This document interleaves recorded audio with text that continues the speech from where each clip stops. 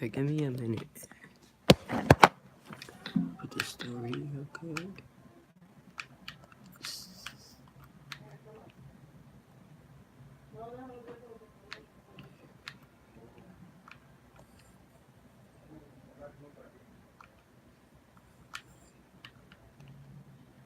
So why? Oh, what the fuck?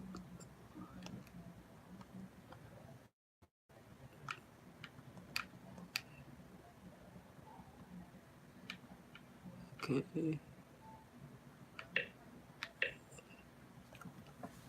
Horror story.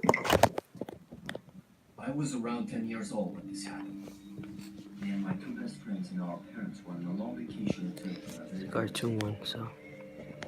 One night, me and my two best friends, 12, 14, and Phil, Okay. were staying at Tim's room in the hotel while our parents were in the hotel restroom.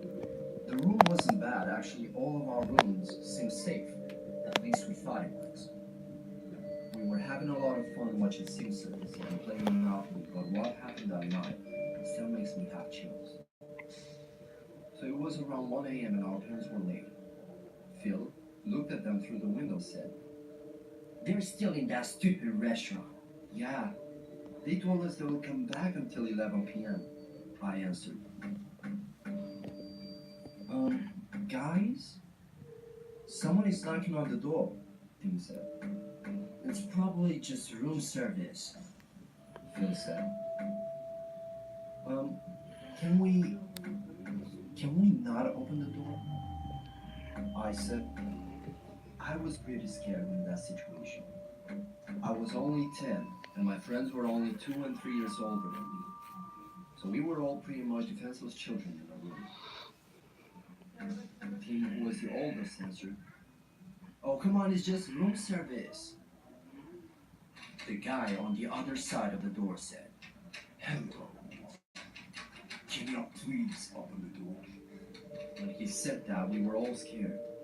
In a couple of minutes of silence, he said in a louder voice, "Open the goddamn door!" I started crying because I knew he was in room service, because if he was, he would have talked in Turkish. I was in shock as in that moment I realized that this strange guy is using a fake ID card to open the door. Tim grabbed both of us and we ran to the bathroom and locked the door. Luckily, the guy wasn't fast to get us. He was screaming to open the door. I said, "Look, a phone." Luckily, Tim's mom left her phone so we could call her if we needed anything. So Phil grabbed the phone and called his dad and told them the situation. And they came up to find the guy nowhere. They thought we were lying to them until the hotel manager showed them the footage. We found out that the man was stalking us and a couple other children. In a couple of days, police had finally caught him. He was a serial rapist and a pedophile. We were just lucky he wasn't fast to get us. I will never forget that night, as that was the worst day of my life.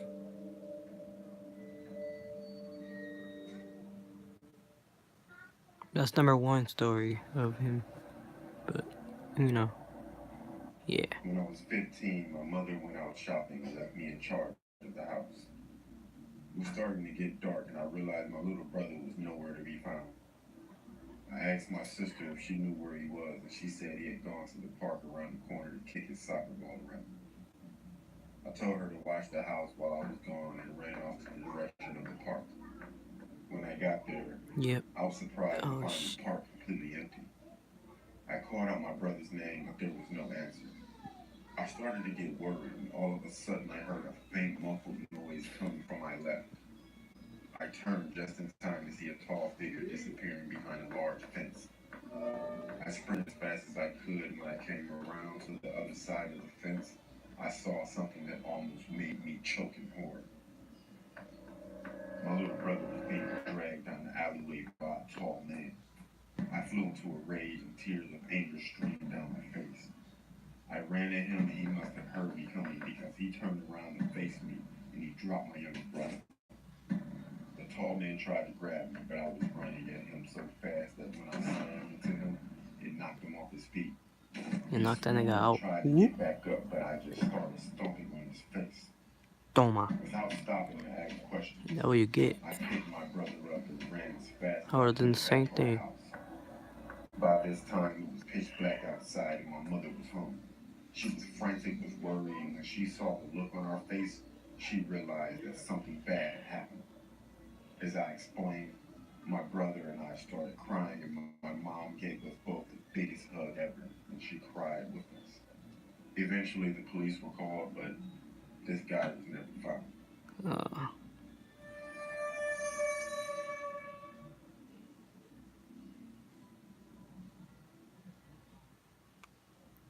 This story takes place Alright, when just I was a junior high school subscribe student. and like below and One morning hit the during bell summer button vacation, if you like this after video. my father went to work, And my shout mother and out I to his decided to video. visit my maternal grandmother, who lived in a rural area. Since my grandmother's house was located in the countryside, getting there required making a left turn, then driving for 5 minutes through a narrow, one-car wide, unpaved road. There were rice fields and forest on the sides of the unpaved Oh shoot. road. Okay. As soon as we arrived, I greeted my grandmother, then went into my youngest uncle's room. I used to like visiting my grandmother's house because my uncle was a huge gaming fan and his computer was much better than mine at home. So once I confirmed my uncle was at work, I turned on his computer and started playing Doom 3, which used to be the most popular game once upon a time. After playing the game for about an hour or two, my uncle returned from work. Upon his arrival, my grandmother asked him to take her grocery shopping, since my mother, my aunt, and I were visiting her house. So at about 7 p.m., they all drove to town to do some grocery shopping. I was super excited and waved goodbye to them. Since I think it is unnecessary to explain why I was excited, I'll just leave it. After enjoying about 90 minutes of free time, my uncle called. He said he was about to turn left on the road, but one of the front wheels was punctured, and asked me to bring him a new tire which was in the storage shed. As I said before, after making that left turn, it took about 5 minutes to drive through a narrow, unpaved single-lane road to see my grandmother's house, but it took about 20 to 30 minutes on foot.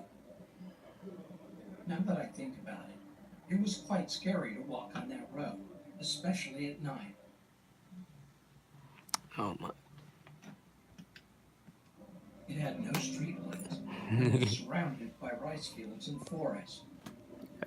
It was almost 9 p.m. and Yeah. that area got quite dark at about 8 because it was in the country. Shoot. So to be honest, I was really scared. But not wanting anyone to know I was a coward, I decided to go. Yeah.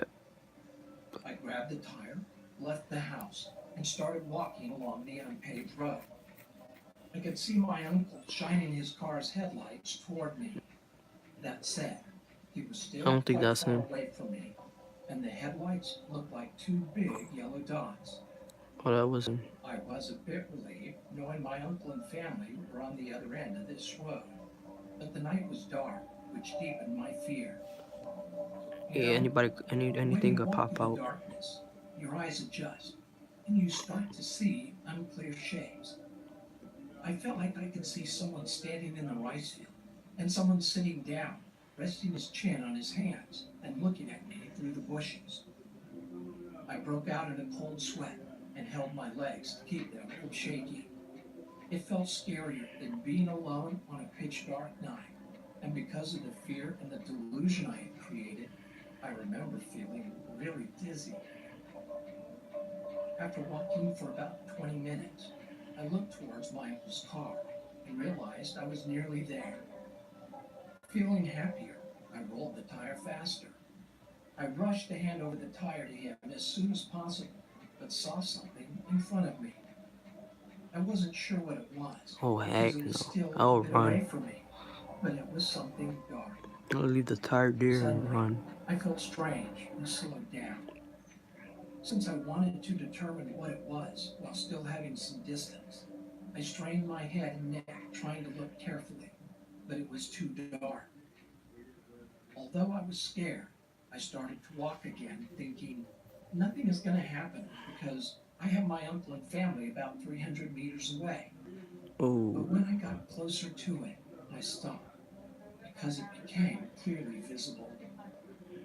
It was an old woman squatting with her mouth open, looking at the rice fields. oh heck no. I could only see the side of her face, but my It whole looked like body a shook zombie. because her blank facial expression with her mouth open was now clearly visible in the darkness.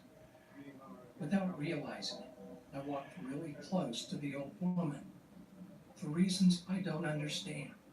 Walking by without saying anything seemed I'll even be freezing scarier, right there. so I started talking to her. With a frightened voice, I asked, "Excuse me, what are you doing here at night?" But she did not respond and kept looking at the rice field. On the verge of crying, I shouted, "Excuse me!" Her white hair, and I could white eyes. The scariest thing were the huge wrinkles and stains covering her face and Ugh. her wide open mouth. I felt strange, like I was going crazy while looking at her. I had eye contact, but was looking down while she was looking up I at me. start running. After a few moments of eye I'll contact, smack that she bitch turned her and body run. toward me. Mm-mm-mm. Oh my gosh, I thought she was sitting down, but realized she had no lower body. She only had a I'll torso and push it. head which was Yeah. supported from the ground She had with to be two a arms. zombie.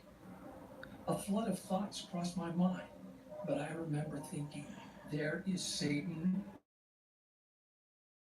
She was going to run into me with her two arms if I didn't move. So I Start grabbed the running. tire in my arms and sprinted with my eyes closed tightly.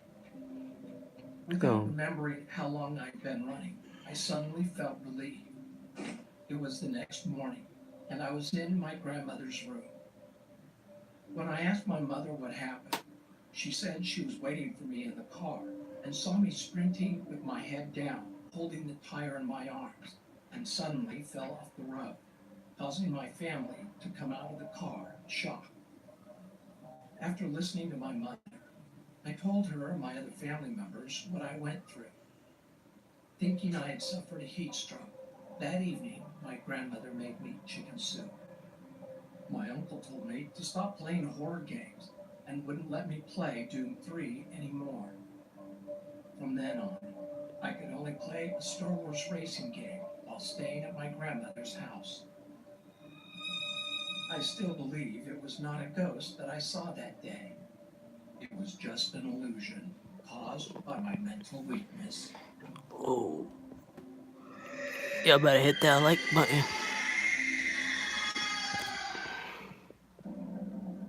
Y'all better subscribe and hit that like button. About 10 years ago, my 3-year-old son and I moved to a house from our apartment. Yeah. It was a very old building, and the inside of the house always seemed to be just a little darker Yep. and just a little colder than it should have been. Not long after we moved in, a friend of mine came to visit. The whole time we were sitting and talking, she seemed very uncomfortable. When I looked at her face, I noticed that something in the other room had caught her attention. Her eyes grew wide, and she said, "I have to go." I asked her what was wrong, but she refused to tell me. Her odd reaction was freaking me out, so I kept after her. On her way out the door, she finally blurted out, "This house is haunted." But she wouldn't tell me what it was, or what made her think so. To this day, she still refuses to tell me what she saw.